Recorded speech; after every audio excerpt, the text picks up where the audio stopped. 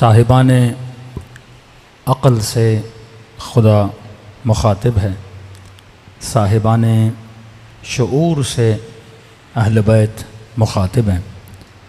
जितना भी खुदा का कलाम है या आले रसूल का कलाम है, ये बेवकूफ़ों के लिए नहीं है, अक्लमंदों के लिए है। अक्ल होगी तो इस कलाम से अपनी ज़िंदगी बनाओगे, अक्ल नहीं होगी, ज़िद होगी तो इस कलाम से कोई फ़ायदा नहीं ले पाओगे। अंग्रेज़ सियासतदान था गैलीलियो, उसने जब ये कश्फ किया कि ज़मीन घूमती है तो वहाँ के पादरियों ने उसे पकड़ा और उसे मारना शुरू किया कि यह अक़ीदा हमारे दीन के मज़हब के ख़िलाफ़ है, और कहा अब लोगों को बोलो कि ज़मीन घूमती नहीं है। जब उसे मार रहे थे वो कह रहा था चलो मैं कह दूँगा ज़मीन नहीं घूम रही, लेकिन मेरे कहने से वो रुकने वाली तो है नहीं। हाँ? तो हकीकत है, आप मानो न मानो। आज लाखों लोग खुदा की बात न माने, लेकिन उनके न मानने से अल्लाह की हुकूमत ख़त्म तो नहीं होती।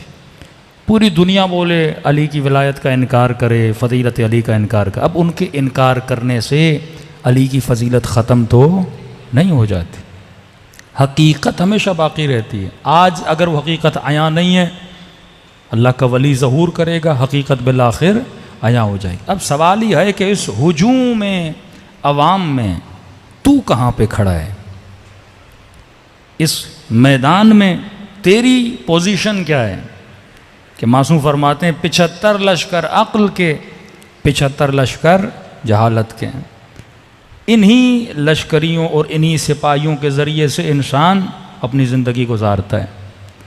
या तू हसद का शिकार है, या तू लालच का शिकारी है, या तू बोग़्ज़ का शिकारी है, या तेरे पास लश्कर मोहब्बत है, लश्कर इश्क़ खुदा है, लश्कर ईमान है, लश्कर सदाकत है, लश्कर अदालत है। अब ये तूने डिसाइड करना है कि तूने कहाँ जाना है।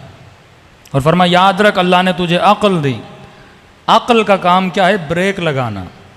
जिसकी ब्रेक जितनी मजबूत उतना ज़्यादा मोमिन, जिसकी ब्रेक जितनी कमज़ोर। सुफरे पर बैठो, पेट पे ब्रेक लगाओ। असलन जितने दीनी मुआमलात हैं वो ट्रेनिंग के लिए हैं। कि मैंने पिछले साल मजलिस में कहा था, अक्सर नौजवान पूछते थे कि मौलाना अल्लाह ने रोज़ा वाजिब क्यों किया है?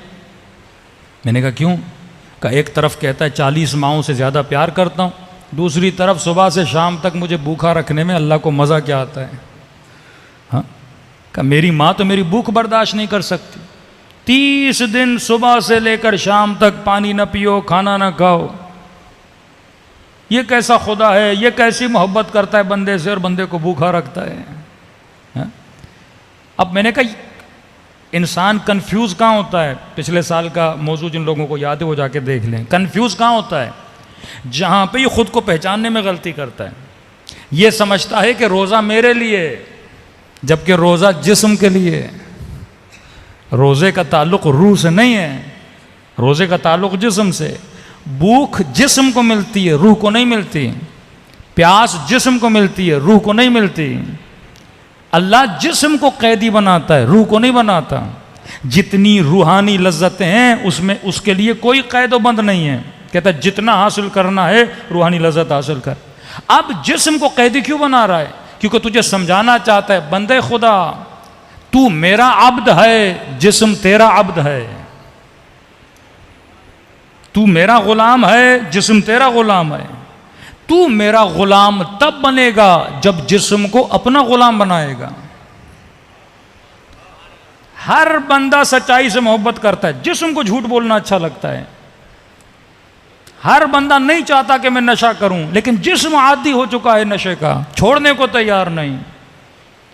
ये शराब की लत, नशे की लत, चर्स की लत, हाँ नशाइयों को जो लग जाती है जिस्म को लगती है, रूह को थोड़ी लगती है। अगर रूह को लग जाती है, आप उससे इंटरव्यू लेते हो, वो क्यों बोलता है मुझे अच्छा नहीं लगता? ये कौन बोल रहा है मुझे अच्छा नहीं लगता? उसकी रूह बोल रही है। जिस्म को आदत हो चुकी है। तभी फरमाए अगर जिस्म को हुदूद इलाही में रखोगे तो कामयाब रहोगे। इन्न नफ्स लअम्मारतम बिस्सू, ये नफ्स है और नफ्स इतना तुझे गिराता है, अपना गुलाम बना देता है।